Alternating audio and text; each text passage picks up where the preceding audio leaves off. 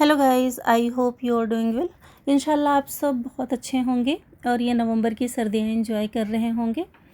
आजकल तो सुबह में लोगों का दिल ही नहीं करता कि जल्दी उठें। जब देर तक बिस्तर से पड़े रहो तो उठने के बाद कुछ अच्छा देसी सा नाश्ता करने का मन करता है।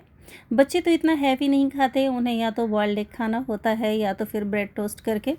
लेकिन हम देसी लोगों को तो कुछ हैवी ही खाने का मन करता है। जब 10-11 बजे के बाद हम नाश्ता करने बैठते हैं तो टीवी देखते हुए मैंने सोचा कि चलो आज कुछ आलू का पराठा ही बना लेते हैं। तो मैं वो आलू छीलते हुए बैठी थी और साथ में टीवी भी चल रहा था, जिसमें कुछ गांव की ही कुछ वीडियोस चल रही थी। बाहर का मौसम भी बहुत अच्छा था, मैंने विंडो से देखा, अच्छी ठंडी हवाएं चल रही थी। बच्चे अभी क्लासेस के लिए निकल गए थे हल्का फुल्का खा के, और हमें अपने लिए नाश्ता बनाना था। तो मैंने आलू कट कर लिए और फिर उसे पैन में उबलने के लिए रख दिया। अगर पूरा आलू उबलने के लिए रखते हैं तो उसमें काफ़ी टाइम लगता है, इसलिए मैंने उसे छोटे छोटे पीसेस में कट कर लिया और उसमें पानी डाल दिया, और उसमें क्वांटिटी के अकॉर्डिंग ही मैंने उसमें नमक डाल दिया और बस उसे पकने के लिए छोड़ देंगे। पीछे का इतना बड़ा सा पैन उसमें कुछ पकाने के लिए नहीं रखा है। एक्चुअली हमारी रूटीन ये है कि हम प्योरीफायर का पानी नहीं पीते हैं, हमारे घर में उसका टेस्ट किसी को भी पसंद नहीं है। तो हम रात में हर रोज़ इस तरह के 2 बड़े भगोने में पानी गर्म करके रखते हैं, और जब सुबह में वो ठंडा हो जाता है तो हम उसे छान के वही फ्रिज में रखते हैं। हमें फ़िल्टर का पानी हमारे घर में किसी को भी पसंद नहीं है। तो जब तक हमारा आलू पकता है तब तक हम थोड़ी साफ़ सफाई कर लेते हैं। मैंने अपनी बेडशीट्स हटा ली थी। जो बेडशीट्स कॉटन की बिछी हुई थी, मैंने सोचा कि चलो उसे मशीन में डाल देते हैं। और अभी हल्का ठंडा मौसम है तो ये वेलवेट की बेडशीट्स हम लोग डाल सकते हैं। गर्मियों में तो इन्हें ये 4 महीने 5 महीने तक तो अंदर ही पड़ी रहती हैं, क्योंकि गर्मियों में इनको बिछाने का बिल्कुल भी मन नहीं करता है। और मुंबई में तो ह्यूमिडिटी और गर्मी ज़्यादा ही दिन के लिए होती है, उन्हें 7-8 महीने तक ही समझ लें। जब बारिश में अच्छा मौसम होता है या दिसंबर जनवरी में अच्छा मौसम होता है, तभी यहाँ हल्की ठंड महसूस होती है। ज़्यादा ठंड, यूपी वाली ठंड तो यहाँ हम लोगों को नहीं मिलती है। वो ठंड इंजॉय करने के लिए तो हमें अपने इलाहाबाद ही जाना चाहिए। तो मैंने बेडशीट्स हटा ली थी और उसके बाद मैंने थोड़ी तैयारी शुरू कर दी। हम ढेर सारा धनिया कट करेंगे उसमें डालने के लिए, जो मसाले होते हैं। गांव में तो ये सारी चीज़ें हम सिलबट्टे पे पीसते थे। धनिया तो कट करके ही डालते थे, लेकिन हरी मिर्च और ज़ीरा ये सब हम सिलबट्टे पे पीस के डालते थे, तो उसका तो अपना अलग ही टेस्ट होता है। लेकिन ये भी मज़े का लगता है। बस ये है कि उसके साथ जो हम चटनी बनाते थे सिलबट्टे का, वो टेस्ट मिक्सर में नहीं आता है। वो तो उसका तो मज़ा ही डिफरेंट होता है। तो उसमें डालने के लिए मैंने ढेर सारी धनिया चॉप कर ली थी, हरी मिर्च कट कर ली थी। तब तक हमारा आलू अच्छे से पक गया था। तो उसमें ये सारी चीज़ें हम ऐड करेंगे। नाश्ते में अगर कुछ हैवी चाहिए हो, अगर लेट हो जाए, तो इस तरह की चीज़ें ही हम मोस्टली बनाना पसंद करते हैं। तो ज़ीरा को मैंने ड्राई रोस्ट कर लिया और उसे हम बारीक पीस लेंगे। मैं किसी भी मसाले का ना पाउडर फॉर्म में कभी भी यूज़ नहीं करती, मैं खड़े मसाले ही पसंद करती हूँ। उसका अरोमा ज़्यादा स्ट्रॉन्ग आता है, और हम देसी लोग हैं तो हमें ये चीज़ें ही ज़्यादा पसंद आती हैं। तो मैंने उसमें ज़ीरा इस तरह से पीस के डाल लिया, हरी मिर्च ऐड की, और फिर पूरा धनिया मैंने डाल दिया। नमक पहले ही ऐड कर लिया था तो उसकी ज़रूरत नहीं है। और इसको हम बहुत अच्छे तरीके से पूरा मिला लेंगे अपना आलू का पराठा बनाने के लिए। आप लोग बनाते हैं तो क्या आप लोग भी इतने ही मसाले ऐड करते हैं या उसे कुछ दूसरे तरीके से भी बनाते हैं? साउथ के लोग मोस्टली जैसे डोसा वगैरह बनाते हैं तो वो कड़ी पत्ता और ज़ीरा वगैरह वो सारी चीज़ें ऐड करते हैं इसमें। लेकिन नॉर्थ साइड ये कड़ी पत्ता और ये राई वगैरह का इतना ज़्यादा रिवाज नहीं है। हम लोग बस ये हरी मिर्च और ज़ीरा ही ऐड करते हैं। तो इस तरह से मैंने 2 रोटियां बेल ली थी उसकी फिलिंग के लिए। अच्छा, बहुत से लोग उसके आटे की पोटली जैसे बना के फिर उसका ये आलू का पराठा बनाते हैं और फिर उसे डीप फ्राई करते हैं। लेकिन हाँ, मुझे डीप फ्राई नहीं करना था, मैं उसे तवे पे सेक के ही बनाती हूँ। और अगर पोटली जैसा बनाती हूँ तो वो कहीं ना कहीं से थोड़ा फट ही जाता है, तो ये मुझे ज़्यादा इजी लगता है।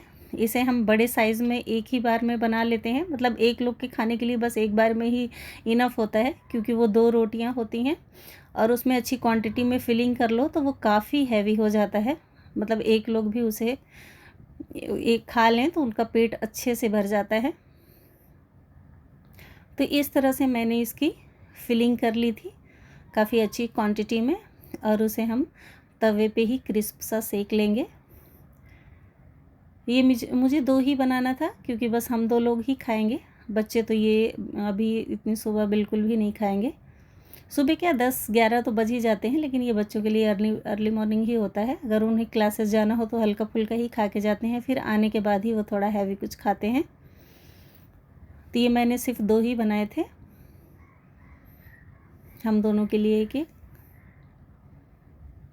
तो इस तरह से मैंने प्रेस करके उसे चारों तरफ से बंद कर दिया, ताकि हम सेकते हुए हमारी फिलिंग बाहर ना निकले। और अब हम इसे तवे पे अच्छे से एकदम क्रिस्प सा बढ़िया सा सेकेंगे। इन सारी चीज़ों का खाने का मज़ा तो सर्दियों में ज़्यादा ही आता है, गर्मियों में इसे कम कम ही बनाते हैं। या अगर शाम में चाय वाय के साथ अगर आपको भूख लगी हो, दोपहर में आपने हल्का फुल्का खाया हो, तो चाय वाय के साथ भी अगर आप ये बना लेते हैं तो अच्छा लगता है। क्योंकि इसकी फिलिंग भी बहुत ईजीली बस फटाफट बन जाती है। तो मोस्टली मैं तो इसे बना के फ्रीज़ में रख देती हूँ, तो बाद में भी 1-2 बना लेती हूँ जब दिल करे तो इसे मैंने देसी घी डाल के इस तरह से एकदम क्रिस्प सा सेक लिया था, और ये एक पराठा एक लोग के नाश्ते के लिए तैयार है। और इसे हम दही के साथ एंजॉय करेंगे। आप भी अपना नाश्ता कर लें। मिलते हैं थोड़ी देर के बाद। नाश्ते के बाद मैंने फिर अपने किचन की थोड़ी साफ़ सफाई कर ली थी। कुछ बर्तन अभी भी नाश्ते के पड़े हुए हैं और कुछ धुल गए हैं, क्योंकि अब दोपहर के खाने की तैयारी करनी है तो किचन की सफाई ज़रूरी थी। बर्तन अगर गंदे पड़े हों तो फिर वो अलग उलझन होती है, और वीडियो शूट करनी हो तो फिर वो अगर चीज़ें गंदी पड़ी हों तो वो अच्छा भी नहीं लगता है। क्योंकि मोस्टली अगर बच्चियाँ वो देख रही हैं तो वो ये सारी चीज़ों से इंस्पायर्ड होती हैं कि चीज़ें किस तरह से प्रिपेयर की गई हैं। तो हाइजीन का ध्यान रखना बहुत ज़रूरी होता है।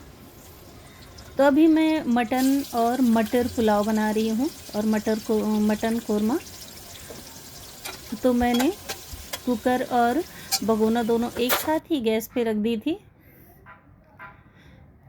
दोनों बर्तन में तेल डालने के बाद मैंने प्याज डाली, और प्याज डालने के बाद उसमें खुशबू वाले मसाले जो हम ऐड करते हैं, जैसे दालचीनी है, तेज़पत्ता, लौंग, छोटी इलायची, बड़ी इलायची, ये सारी चीज़ें क्वांटिटी के अकॉर्डिंग मैंने उसमें डाल दी थी।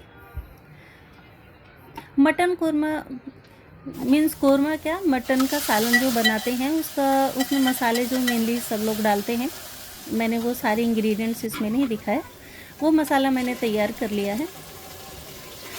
कोरमे में जैसे प्याज को पहले डीप फ्राई कर लेते हैं और उसको पीस के डालते हैं, मैंने वो चीज़ ऐड नहीं की, मुझे सिंपल सा सालन बनाना था। तो ग्रेवी का सालन मैंने तैयार किया और उसे कुकर में भूनने के लिए डाल दिया। और खुशबू का मसाला डालने के बाद उसमें थोड़ा जो सालन के लिए जो मैंने मसाला बनाया था वही मसाला मैंने थोड़ा चावल के लिए भी उसमें भून के डाला, उसमें मटर ऐड की और फिर उसमें पानी डाल दिया है। जब पानी उबलने लग जाएगा और उसकी मटर थोड़ी सी पक जाएगी फिर उसमें हम चावल ऐड करेंगे। मैंने दोनों मसालों में नमक डाल दिया। हमारे सालन का मसाला भी रेडी हो रहा है। जब मसाला वो तेल छोड़ देता है ना तो मतलब कि वो पक गया है। अब उसमें हम गोश्त ऐड कर देंगे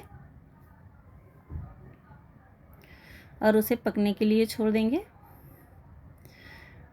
पीछे चावल का पानी भी हमारा उबल रहा था और उसमें हमारी मटर भी सॉफ्ट हो रही होगी ऑलमोस्ट, तो हम उसमें चावल ऐड कर देंगे और सालन को बंद करके रख देंगे, वो हमारा पकता रहेगा।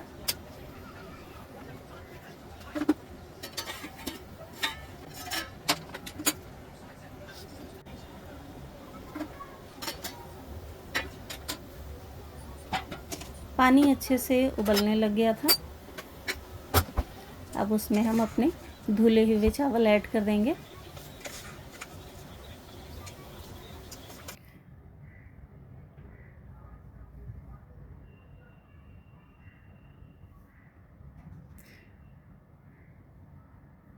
चीज़ों की तैयारी पहले से करके रखें तो बनाने में इतना टाइम नहीं लगता है। आप 2-3 चीज़ें एक साथ आराम से बना सकते हैं। तो मैंने जब तक चावल और सालन हमारा बन रहा है तब तक मैंने बेडरूम में आके मैंने जो बेडशीट्स अपनी निकाली हुई थी, मैंने कमरे की सफाई कर ली, अपनी बेडशीट बिछा दी थी। वही वीडियो मैंने रिकॉर्ड कर ली थी कि मैंने अपनी बेडशीट्स बिछा ली और थोड़ा कमरे की सफाई भी कर ली थी।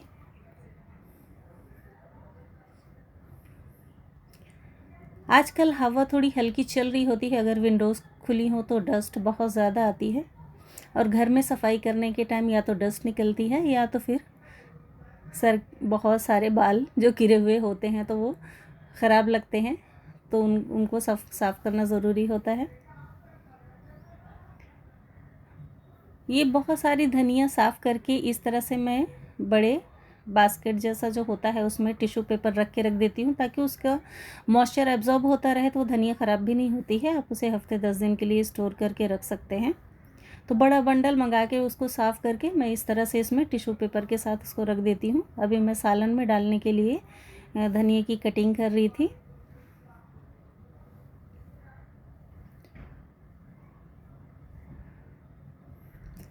ये रूटीन हर औरत की डेली की होती है।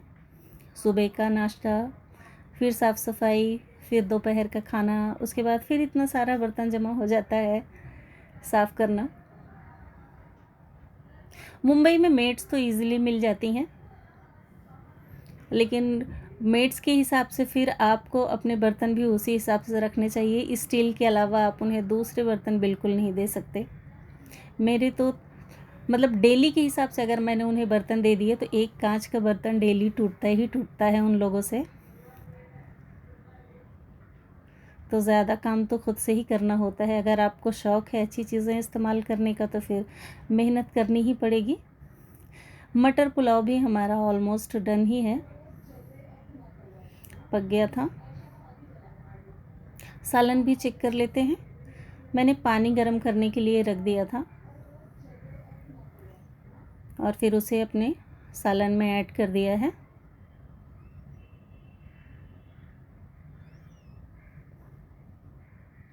गोश्त अच्छे से गल गया था। अब उसका सालन अच्छे से बन जाएगा, फिर हम उसमें लास्ट में धनिया डालेंगे। तब तक मैंने तवा रख के अपनी नान उसमें गरम कर ली थी। और फिर ये उसके बाद का है जब हम लोग खाना खाने के लिए बैठे थे। तो साथ ही फ़ोन पे मैं ये वीडियो देख रही थी जो हिमाचल से मेरे भाई ने मुझे भेजी थी, जहाँ वो घूमने के लिए गया हुआ है। इतना खूबसूरत व्यू है और नवंबर में तो वहाँ अच्छी सर्दियाँ भी पड़ रही हैं, तो काफ़ी खूबसूरत व्यू लग रहा था। तो खाना खाते हुए मैं वो अपने फ़ोन पे वीडियोस भी देखती जा रही थी। हम भी खाना एंजॉय करते हैं। आप भी अपना बहुत सारा ख्याल रखें। मिलते हैं नेक्स्ट टाइम। अल्लाह हाफिज़।